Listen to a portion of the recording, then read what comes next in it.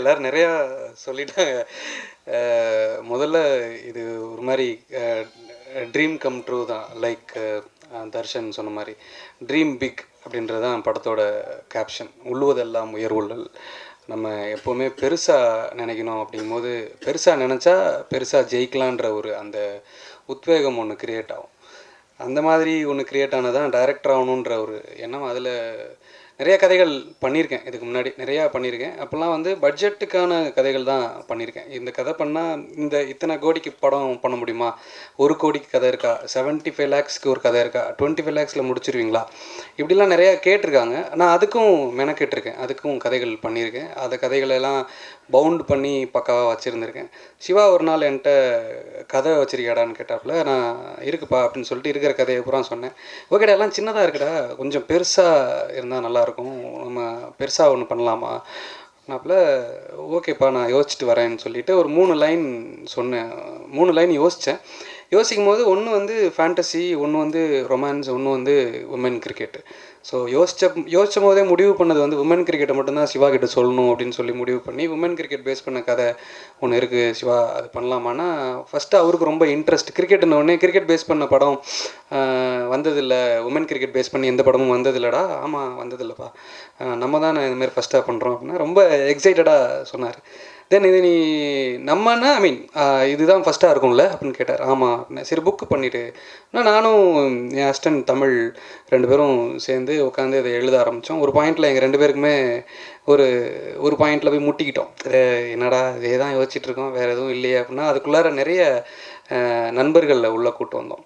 So அவங்க எல்லோரும் already டைரக்ஷனில் இருந்தவங்க, ஆட் ஃபிலிம்ஸு ஒர்க் பண்ணவங்க, நிறைய ஆட் ஃபிலிம்ஸ் ஒர்க் பண்ணவங்க, இப்படி நிறைய ஒர்க்கில் இருந்த எக்ஸ்பீரியன்ஸ்டான நண்பர்கள் தான் எனக்கு உள்ளார வந்து ஹெல்ப் பண்ணாங்க. பிளேட் சங்கர் அவர் வந்தார் ஃபஸ்ட்டு. அப்புறமா சங்கர் குணா, அவங்கள எல்லாமே ஒன்றா, இவங்களாம் நான் கூட ஒரு ஜேர்னியில் இருக்காங்க. ஏன்னா நான் கஷ்டப்பட்டப்போ எனக்கு பாட்டு கொடுத்து காசும் கொடுத்துட்டு போவானுங்க. டேய் இந்தரா இந்த மாத செலவுக்கு வச்சுக்கடா அப்படின்னு சொல்லி. ஸோ கல்யாணம் ஆகிடுச்சு. கல்யாணம் ஆகிட்டு நம்ம படம் எதுவும் நடிக்கலை, வேறு எதுவும் கிடைக்கல, வேலை இல்லை, மாத வாடகை கொடுக்கணுமே, என்னடா பண்ணுறதுன்னு யோசிச்சுட்டு இருக்கும்போது இவனுங்க வருவானுங்க, வீட்டுக்கு அதை தட்டுவானுங்க. டேய் ஒரு ஜிங்கிள் இருக்குடா, எழுதிடுறா அப்படின்னு சொல்லி கொடுத்துட்டு அந்த ஜிங்கிளுக்கு ஒரு அமௌண்ட்டையும் கையில் திணிச்சிட்டு போவானுங்க. தீபாவளிலாம் அந்த மாதிரிலாம் ஒரு நாள் நான் கொண்டாடி இருக்கேன். ஸோ அந்த மாதிரி நண்பர்கள் வந்து இது என்னை சூழ்ந்துக்கிட்டாங்க. என்னை ஆக்சுவலாக நான் டேரக்டர்னு எல்லாருமே சொல்லும் போது ரொம்ப சந்தோஷமாக இருக்குது. என்னை டைரக்ட் பண்ணது என் ஃப்ரெண்ட்ஸ் தான். ஸோ அவங்களுக்கு முதல்ல நன்றி சொல்லிக்கணும்னு ஆசைப்பட்றேன் நாங்கள். ஏன்னா இந்த கதையை நான் மட்டும் உட்காந்து ஒருத்தனாக யோசிக்கல. நான் இதில் நிறைய மூளைகள் இதில் சில உள்ளே வந்துருந்துருச்சு. அடங்காதை படத்தோட டைரக்டர் சண்முக முத்துசாமிகிட்ட தான் நான் ஃபஸ்ட்டு இந்த மாதிரி ஷான் இப்படி ஒரு கதை இருக்குது ஷான் அப்படின்னு சொன்னேன். அவர் வந்து சூப்பராக இருக்குது டார்லிங், சூப்பராக இருக்குது அப்படின்னாரு. ஸோ அந்த அந்த எனர்ஜி ஒரு மாதிரி பயங்கரமாக இருந்துச்சு. நாங்கள் திருப்பி உட்காந்து பேச ஆரம்பித்தோம். அவர் ஒரு சீனாக ஒன்று சொன்னார். இதான் இப்படி ஒரு சீன் இருந்தால் நல்லா இருக்குமா டார்லிங் அப்படின்னு சொல்லி ஒரு சீன் சொன்னார். என்னென்னா எனி ஸ்போர்ட்ஸ் பர்சன் வந்து ஃபீமேலாக இருக்கும்போது ஏஜ் அட்டன் பண்ணுறதுன்றது ரொம்ப பெரிய ஒரு ஒரு தடைக்கல்லாக இருக்கும். அதுக்கு மேலே அவங்க விளையாட போவாங்களா மாட்டாங்களா, அவங்க பர்சியூ பண்ணுவாங்களா மாட்டாங்களான்றது. ஸோ அதை சீனாக வைப்போம் அப்படின்னு சொல்லி பேசினார். அப்போ உட்காந்து பேசும்போது அதில் நிறைய அங்கேருந்து தான் இந்த கதை பெருசாக உருவாச்சு. ஸோ அதுக்கப்புறம் நம்ம சொல்ல வேண்டியது வந்து ஒரு கௌசல்யா முருகேசனுங்கிற ஒரு பொண்ணோட 15 வருஷ வாழ்க்கை. அப்படிங்கும்போது நம்ம ஒரு பாயிண்ட்டை எடுத்து அந்த பாயிண்ட்டுக்குள்ளேருந்து ட்ராவல் பண்ணிட்டோம்னா கரெக்டாக இருக்கும். ஸோ அப்படின்னு சொல்லி பிகினிங்கில் இருந்து ஒரு கதையாக கொண்டு வரலாம். இது நரேட்டிவ் பேட்டர்னாகவே கொஞ்சம் ஃபஸ்ட் ஹாஃபில் வேறு நரேஷன் இருக்கும், செகண்ட் ஹாஃபில் வேறு நரேஷன் இருக்கும். அது ரூபன் ரொம்ப அழகாக எங்களுக்கு வந்து அதை கரெக்டாக வச்சு கொடுத்தாரு. அந்த மாதிரி இருக்கலாம் பேபி, இப்படி இருக்கட்டும், இது கொஞ்சம் நல்லாயிருக்கும் அப்படின்னு சொல்லி. தினேஷோட ஒர்க் வந்து ஸ்பாட்டில் இந்த கதை கேட்டுட்டு தினேஷோட ஃபீல் வந்து என்னவாக இருந்துச்சுன்னா, பெருசாக இருக்குது ப்ரோ, நம்ம பெருசாக பண்ணலாம் அப்படின்னாரு. எனக்கு அவர் பெருசாக பண்ணலான்னும் போதெல்லாம் எனக்கு கொஞ்சம் பயம் இருக்கும். ப்ரொடக்ஷனில் நான் சொல்லுங்க என்னங்க நீங்கள் அப்படின்னு.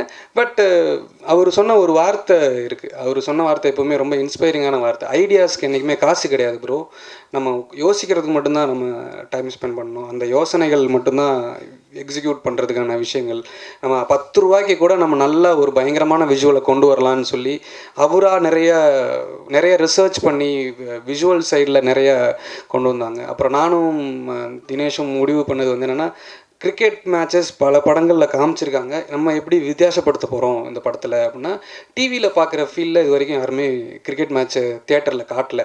ஸோ ஒரு டிவியில் பார்க்குற ஃபீலில் இந்த இதை ஷூட் பண்ணணும்னு பிகினிங்லேயே பிளான் பண்ணோம். ஏன்னா நிறைய என்ன ஆகுனா, சினிமாவை ஒன்று எடுக்க போய் அது கிரிக்கெட்டோட கரெக்டான இது வந்து அதில் கன்வே ஆகாது. ஸோ முதல்ல நாங்கள் பிளான் பண்ணி இதை கிரிக்கெட் மேட்சாகவே தான் எடுக்கணும், ஸோ அதுதான் நமக்கு வேணும் அப்படின்னு சொல்லி ரெடி பண்ணோம். ஸோ ஒவ்வொருத்தருமே அவங்களோட பெஸ்ட்டு எனக்காக கொடுத்தாங்க, இன்க்ளூடிங் சிவகார்த்திகேயன். ஏன்னா சிவகார்த்திகேயன் வந்து ஒரு ப்ரொடியூசராக இந்த படத்தை அந்த ஃபஸ்ட் டைமாக புக்கை படிச்சுட்டு ஒரு பார்க்கும்போது இந்த படம் என்ன டிமாண்ட் பண்ணுதுன்றத என்கிட்ட ஒரு வார்த்தை கூட சொல்லலை, எவ்வளோ செலவாயிருக்குன்னு இது வரைக்கும்.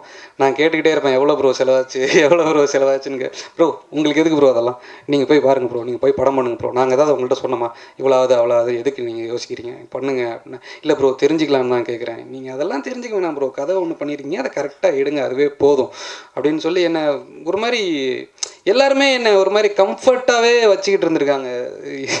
எல்லாருமே டெக்னீஷியன்ஸ்லேருந்து ப்ரொடியூசர்ஸ்லேருந்து ஆக்டர். நான் சொல்லணும்னா நம்ம சத்யராஜ் சார்லாம் எனக்கு ஃபஸ்ட் டைம் கதை சொல்ல போகும்போதெல்லாம் ஒரு மாதிரி வளர்னேன் அவர்கிட்ட. என்ன சார் எனக்கு கதை சொல்ல தெரியாது சார். இல்லை பரவாயில்ல நீங்கள் சொல்லுங்கள், நான் புரிஞ்சுக்கிறேன். சிவா சொன்னாப்புல இது ஒரு மாதிரி அப்பா பொண்ணுக்கான கதை. ஆமாம் சார், அதுதான் நானும் சொல்ல போகிறேன், இது ஒரு அப்பா பொண்ணுக்கான கதை அப்படின்னு சொல்லி ஃபஸ்ட்டு சொல்லும் போது அவருக்கு அவரோட பார்வையில் நிறைய பெரிய பெரிய டேரக்டர்கள் கலந்து வந்திருக்காரு. நிறைய பேர் வந்து அதை நாங்கள் சொல்லும் போதே இந்த காட்சிகள் கண்ணு முன்னாடி ஓடும். ஸோ அதை வச்சு அவங்க ஜட்ஜ் பண்ணுவாங்க. பட் நம்ம புக்கில் எழுதி வச்சுட்டு அதை எடுக்கணும்னு நினைக்கிற ஆள் நம்மக்கிட்ட போய் எக்ஸ்பிளைன் பண்ண எனக்கு தெரில. சார் வந்து நான் சொல்கிறேன்ப்பா அப்படின்னாரு. நான் கொஞ்சம் அப்படியே யோசிச்சுட்டே இருந்தேன். பூஜை நடக்கும்போது கூட ஒரு 8 மணிக்கு சாரோட கால் வந்துச்சு. எனக்கு ஒரு மாதிரி எந்திரிச்சு ஓடிட்டேன் வெளியில். சார் அப்படின்னு போய் நின்னேன். சொல்லும் போது அவர் டவுட்டு கேட்டார், ஸ்கிரிப்டில் 2 இடத்துல டவுட்டு கேட்டார். அந்த டைலாக் எப்படி சார் அப்படின்னு சொல்லி கேட்டார். அப்புறம் ஓகே ஒரு நாள் கழித்து யோசித்து நம்மக்கிட்ட டவுட்டு கேட்குறாருன்னா அப்போ ஏதோ அவருக்கு தாட் இருக்குது அப்படின்னு சொல்லி ஒரு சின்ன ஒரு நம்பிக்கை இருந்துச்சு. அப்புறம் மலேசியா நட்சத்திர கலை விழாக்கு போகும்போது சார் சொல்லிட்டார், நான் பண்ணுறேங்க, இந்த படம் பண்ணுறேன்னு. நான் சார் நான் இன்னொரு வாட்டி சொல்கிறேன், நான் வாட்டி சொன்னதில் உங்களுக்கு இதுவும் பெருசாக கன்வே ஆகிருக்காதுன்னு நினைக்கிறேன். அந்த வாட்டி புக்கை எடுத்துகிட்டு போய் பக்கத்தில் உக்காந்துட்டேன், ஃபுல்லாக பேஜ் பை பேஜாக வாட்சி காமிச்சேன். சார் இப்படி தான் சார் டைலாக், இதுதான் டைலாக்னே ரொம்ப திருப்தியாக இருக்குது அப்படின்னு சொன்னார். அந்த திருப்தியை இன்ன வரைக்கும் சார் நம்ம காமிச்சிட்ருக்காரு. ஏன்னா ஒவ்வொரு நாளுமே நான் நைட் ஷூட்லாம் வேணான்னு சொல்லுவார். ஆனால் ஒரு நாள் 2 மணி வரைக்கும் ஷூட் பண்ணியிருக்கோம் அவரை வச்சு. அப்புறம் இன்னொரு நாள் 3 மணி வரைக்கும் ஷூட் பண்ணியிருக்கோம். ஏன்னா அவர் வந்து ஒரு பாயிண்ட்டுக்கு மேலே விட்டார், இவங்க ஒன்று பண்ணுறானுங்க பண்ணட்டும், நம்ம கொஞ்சம் 2 நாள் தானே அப்படின்னு சொல்லி விட்டார். ஸோ அந்த ஒரு எக்ஸ்பீரியன்ஸ் வந்து நிறைய ஃபஸ்ட் டைம் ஃபிலிம் மேக்கர்ஸுக்கு கிடைக்காது. எனக்கு சார்கிட்டருந்து நிறைய கிடச்சிது. இளவரசு சார் வந்து இன்ன வரைக்கும் அண்ணான்லாம் கூப்பிட்றாரு. எதுக்கு சார் அண்ணான்னு கூப்பிட்றீங்கன்னு எனக்கு தெரில, அண்ணா எப்படின்னா இருக்கீங்க அப்படிம்பார் சார். அது அவரோட எனர்ஜி வந்து எனக்கு ரொம்ப ஒரு மாதிரி எனக்கு ஒரு சின்ன பர்சனல் கனெக்ட் இருக்குது இளவரசு சார் கூட. ஏன்னா ஒரு வாட்டி எங்கள் வீட்டில் முத்துக்கு முத்தாக படம் பார்த்துக்கிட்டு இருந்தார் எங்கள் அப்பா. அந்த படம் பார்த்துட்டு அவர் பாட்டுக்கு தனியாக கண்ணில் தண்ணி வச்சுக்கிட்டு அழுதுகிட்டு இருந்தார். ஸோ சாரை வந்து அவர் நிறையா கனெக்ட் ஆகிக்கிட்டார் அந்த படத்தோட சேர்த்து. நான் அவர் ஃபீல் பண்ணும்போது இப்போ வரைக்கும் எனக்கு கல்யாணம் ஆகிடுச்சு, இத்தனை நாளாக ஒரு நாள் கூட எங்கள் அப்பா எங்கள் வீட்டுக்கு வந்ததில்லை, பெருசாக வந்து தங்கினதில்லை. ஏன்னா அந்த படத்தில் இவர் ஏற்படுத்திட்டு போன ஒரு இம்பாக்ட் இருக்குது பாருங்க. பிள்ளைங்களோட பொண்டாட்டிங்க அப்படி தான் இருப்பாங்க அப்படின்னு சொல்லி ஒன்று கிரியேட் பண்ணி விட்டு போயிட்டாங்க. இன்ன வரைக்கும் எங்கள் வீட்டுக்கு அவர் வரவே மாட்டார். ஏன்னா அந்த அளவுக்கு ஒரு ஆத்மார்த்தமான ஒரு நடிப்பு. அவர் நடிகராகவும் சரி, சிந்தனைவாதியாகவும் சரி, நிறைய விஷயங்கள் பேசும்போது நிறைய கற்றுக்கிறதுக்கான ஒரு கல்லூரியாக தான் அந்த கனா படப்பிடிப்பு இருந்தது. முனிஷ்காந்த் அண்ணன்ட்ட நான் கேட்க சொல்லியிருந்தேன், சங்கர் ப்ரோட்ட சொல்லி, ப்ரோ ஒரு 2 நாள் வேணும் கேளுங்களேன் அப்படின்னு கேட்டிருந்தேன். நான் அப்போ வந்து அவர் சொன்னார், 2 நாளா சார் நான் பண்ணுறேன் அப்படின்ட்டு. கதை என்ன சார் அப்படின்னு சொல்லி கதையை கேட்டார். ஸோ கதையை உட்காந்து அவர் நடிக்கிற போர்ஷன் எல்லாமே அவர்கிட்ட எக்ஸ்பிளைன் பண்ணும்போது, சார் என்ன சார் 2 நாள்னு சொன்னீங்க, பெருசாக இருக்கே, 2 நாளில் முடிச்சிடலாமா அப்படின்னு கேட்டார். ஒரே நாளில் முடிச்சு கொடுத்துட்டு போயிட்டார். கிட்டத்தட்ட ஒரு 2-3 கால் ஷீட் போட்டு விடிய எடுத்துட்டோம் அவரை வச்சு. ஸோ அது 2 நாள் இல்லை, ஒரே நாளில் எடுத்தது தான் முனிஷ்காந்த் அண்ணனோட போர்ஷன்ஸு. இதை தாண்டி எனக்கு வந்து இந்த படத்தில் நன்றி சொல்கிறதுக்கு அத்தனை நண்பர்கள் இருக்காங்க. எல்லாருக்குமே நன்றி சொல்லணும். ஏன்னா நான் டைரக்டர் ஆகணும்னு ஆசைப்பட்ட ஒவ்வொரு நண்பனுமே இன்றைக்கி அந்த அந்த நம்பிக்கை தான் என்னை இன்றைக்கி டைரக்டர் ஆக்கியிருக்குன்னு நினைக்கிறேன். ஸோ அந்த நம்பிக்கை வச்ச ஒவ்வொருத்தருக்குமே என்னோடய நன்றி. அண்டு படத்தோட மிகப்பெரிய பில்லர்னு விஷுவல் சைடில் பேசிட்டோம், ஆடியோ சைடில் பேசி தான் ஆகணும்.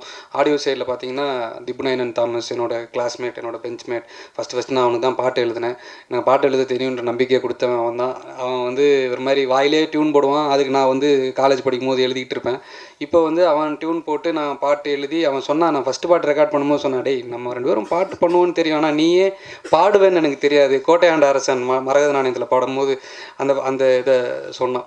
ஸோ இந்த படத்துக்காக திபுவோட ஒர்க்கு வந்து பார்த்திங்கன்னா 100%ங்கிறதுல எந்த ஒரு பாயிண்ட்டும் குறைஞ்சிடக்கூடாதுங்கிறதுக்கு ஒவ்வொரு நாளும் என்கிட்ட சண்டை போட்டிருக்கான்.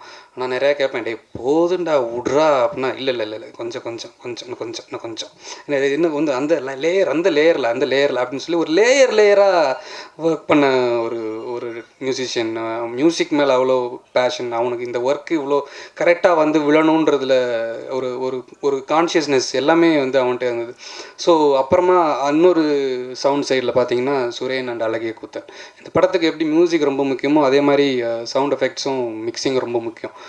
ஏன்னா கிரிக்கெட் ஸ்போர்ட்ஸ் படம் அப்படிங்கும்போது அதுக்கு சவுண்ட்ஸ் ரொம்ப ஹெல்ப் பண்ணும். நிறைய இடங்களில் இவங்க 2 பேரோட உழைப்பு நான் பார்க்கும்போது எனக்கு மெசேஜெல்லாம் அனுப்புவார், ஃபோட்டோலாம் அனுப்புவார். குளித்தலையில் இருக்கேன் ப்ரோ அப்படின்னு சொல்லி கூத்தன் வந்து ஃபோட்டோ அனுப்புவார். குளித்தலை என் ஊர். அங்கே போயிட்டு இது ஃபோட்டோ எடுத்து அனுப்புவார். ஏன்னா அங்கே வயலோட சவுண்டு லைவாக ரெக்கார்ட் பண்ணுறதா இருக்கட்டும், அப்புறமா அந்த ஆற்றுல வர அந்த விண்டு சவுண்டாக இருக்கட்டும், அந்த ஆற்றுல நிறைய மயில் சவுண்டு ஆட் பண்ணியிருக்கோம் படத்தில். போஸ்ட்டில் ஆட் பண்ணோம் மயில் சவுண்ட். ஏன்னா எனக்கு தெரியும், நான் ஆற்றுல விளாண்டுருக்கும் போது நிறைய மயில் அங்கே எங்கேயும் ஓடிக்கிட்டே இருக்கும். ஸோ மயிலை காட்ட முடியாது, அதனால் மயில் சவுண்டாவது வைங்க ப்ரோ அப்படின்னு சொல்லி மயில் ஆட் பண்ணியிருக்கோம் அதில். ஸோ சவுண்டு சைடில் வந்து அவங்க 2 பேரும் மிக்ஸில் சுரேன் வந்து இது வரைக்கும் நான் பண்ண டார்ச்சர் மாதிரி வேறு யாரும் பண்ணியிருக்க மாட்டாங்கன்னு நினைக்கிறேன். ஸோ சுரேன் அண்டு கூத்தன் அவங்க ஒரு பெரிய ஒரு காம்போ. அவங்க 2 பேரும் ஒர்க் பண்ணுறதுமே ரொம்ப ரொம்ப கேஷுவலாக இருக்கும், ஆனால் கரெக்டாக பண்ணுவாங்க. இது கரெக்டாக இருக்கும் ப்ரோ, இந்த சவுண்டு தான் வந்து எல்லா தேட்டருக்குமான ஒரு கரெக்டான சவுண்டாக இருக்கும்னு சொல்லி அதை நியூட்ரலைஸ் பண்ணி ஒர்க் பண்ணுவாங்க. அண்டு லிரிசிஸ்ட்ஸ் இந்த படத்தில் ரொம்ப பெரிய முக்கிய பங்கு வகிக்கிறவங்க அவங்க. ஏன்னா ஆடியோவில் வந்து லிரிக்ஸ் பற்றி சொல்லாமல் இருக்கவே முடியாது. வாயாடி பெத்த பிள்ளை 70 மில்லியன் கிராஸ் பண்ணியிருக்கு அப்படின்னா அதில் வந்து ஜிகேபி அண்ணனோட லிரிக்ஸ் வந்து ரொம்ப வைட்டலான ஒரு ரோல். அது வந்து ஏன்னா சின்ன பசங்களுக்கு அந்த லிரிக்ஸ் வாயில் நுழையணும் ஃபஸ்ட்டு, அப்போ தான் அவங்களால பாட முடியும். ஏன்னா சின்ன குழந்தைங்க பாடுற பாட்டு நிறைய அவர் மெனக்கெட்டு வார்த்தைகளை கரெக்டான வார்த்தைகளாக வச்சு அது கனெக்ட் ஆகிற வார்த்தைகளாக வச்சு பண்ணியிருக்காரு. அண்டு மோகன்ராஜன் வந்து 2 பாட்டு பண்ணியிருக்காரு. இது வரைக்கும் அவர் லவ் சாங்ஸ் தான் பண்ணியிருந்தாரு. நம்ம படத்தில் தான் ஃபஸ்ட் டைமாக மோட்டிவேஷன் சாங்ஸ், அதுவும் 2மே மோட்டிவேஷன் சாங்ஸ். 2மே வித்தியாசப்படும். ஒன்று வந்து அந்த ஊரில் அந்த பொண்ணோட மோட்டிவேஷனாக இருக்கும், ஒன்று வந்து நேஷ்னல் லெவல் இன்டர்நேஷ்னல் லெவலில் போகும்போது அந்த பொண்ணுக்கான மோட்டிவேஷனாக இருக்கும். 2லேயுமே வேறுபடுத்தி காமிச்சிருந்தார் அந்த லிரிக்ஸை. ஸோ அவங்களுக்கும் ரொம்ப நன்றி. அண்டு கோ ப்ரொடியூசர் கலை என்னோட மிகப்பெரிய பில்லர். என்னை ஒரு நாள் கூட யோசிக்க விட்டதே கிடையாது, என்னை ஸ்ட்ரெஸ் ஆக விட்டது கிடையாது. எனக்கு என்ன வேணுன்றதை நான் கேட்காமே எனக்கு நிறையா கொடுத்துருக்காருன்னு தான் சொல்லுவேன். நிறையா கேட்டனான்னு கேட்டால் கிடையாது, நிறையா கொடுத்துருக்காங்க அவங்க. பட் நான் திருப்பி பதிலாக எங்கள் எல்லாருக்குமே வந்து என்ன ஆசை அப்படின்னா, இது ஒரு நல்ல தரமான படம் அப்படின்றத மக்கள் அவங்க வாயால் சொல்லணுன்றது, அதை கேட்கணும். அந்த அந்த அந்த சந்தோஷம் தான் எங்களுக்கு எல்லாருக்குமே மிகப்பெரிய சந்தோஷம். கண்டிப்பாக அதை சொல்வீங்கன்ற நம்பிக்கை இருக்குது. ஏன்னா தேட்டரில் 21 படம் வருது. ஸோ யாரையும் சொல்ல விட்டுருந்தேன்னா தப்பாக எடுத்துக்காதீங்க. ஏன்னா ஒரு மாதிரி எல்லாத்தையும் அப்படியே ஒரு மாதிரி மேட்ச் பண்ணி சொல்லிட்டேன். இல்லை சார், நான் இன்னும் ஒரு 2-3 பேரை சொல்லணும். கௌசி பாய்ஸ், ரைட், ஆமாம், கௌசி பாய்ஸ் இருக்காங்க. அவங்க வந்து கௌசல்யா முருகேசனோட சின்ன வயசுலேருந்து அந்த பொண்ணை வந்து இந்தியா லெவலுக்கு அனுப்புகிற வரைக்கும் ஹெல்ப் பண்ணி, அந்த பொண்ணு இந்தியா மேட்ச் விளையாடும் போது வரைக்கும் பார்த்து கைத்தட்டி சந்தோஷப்படுற ஒவ்வொருத்தனுமே வந்து ஒரு சப்போர்ட் பண்ணுறவன் வந்து முக்கியமான லைஃபுக்கு தேவையான நண்பர்கள் இருப்பாங்க. எல்லாத்தையுமே அண்ணனாக பார்த்து பழகிற ஒரு பொண்ணுக்கிட்ட அந்த அந்த அண்ணன்ற மரியாதையோட கண்ணியத்தோடு இருக்கிற ஒவ்வொருத்தனுமே அந்த கௌசி பாய்ஸுக்கு அது போய் சேரும். அந்த அந்த கௌசி பாய்ஸுன்ற அந்த ஒரு ஃபீல் போய் சேரும். அப்புறம் சச்சின் டெண்டுல்கரை பற்றி சொல்லி ஆகணும். மிகப்பெரிய படங்களுக்கெல்லாம் வசனகர்த்தாக்கள். ஸோ 2 பேர் இருக்காங்க. சச்சின் ஒருத்தர் இருக்கார், டெண்டுல்கர்னு ஒருத்தர் இருக்கார். 2 பேரும் வேறு வேறு. ஸோ எல்லோரும் சச்சின் டெண்டுல்கர்னா ஒரு ஆள் நினச்சிட்ருப்போம். அது கிரிக்கெட்டில். நம்ம படத்தில் சச்சின் ஒருத்தர், டெண்டுல்கர்னு ஒருத்தர் 2 பேர் இருக்காங்க. ஸோ ஒருத்தர் பேர் வந்து சவரிமுத்து, இன்னொருத்தர் பேர் ஆண்டனி பாக்கியராஜ். இவங்க 2 பேருமே எனக்கு ரொம்ப பெரிய என்ன சொல்கிறது, ஒரு ஹாப்பினஸ். அவங்க 2 பேரும், அவங்கள ரொம்ப கொஞ்சி விளையாடுவேன் நான். அவங்க ரொம்ப ஜாலியான பசங்க. சவரியெல்லாம் எனக்கு ரொம்ப வருஷமாக தெரியும். அவனும் டைரக்டராக ட்ரை பண்ணிகிட்ருக்க தான், டைரக்டராக கமிட் ஆகியிருக்கான். பாக்கியும் டைரக்டராக போகிறான். ஸோ இங்கே நிறைய டைரக்டர்ஸ் தான் நமக்கு ஃப்ரெண்ட்ஸாக இருக்காங்க. ஸோ எல்லாருக்குமே ரொம்ப நன்றி. திருப்பியும் சொல்கிறேன், இந்த நண்பர்களால் சூழப்பட்டவன் நான். என் நண்பர்கள் என்றைக்குமே என்னை கைவிட மாட்டாங்க. என்னை கைவிட்டதும் இல்லை, கைவிட போகிறதும் இல்லை. நன்றி.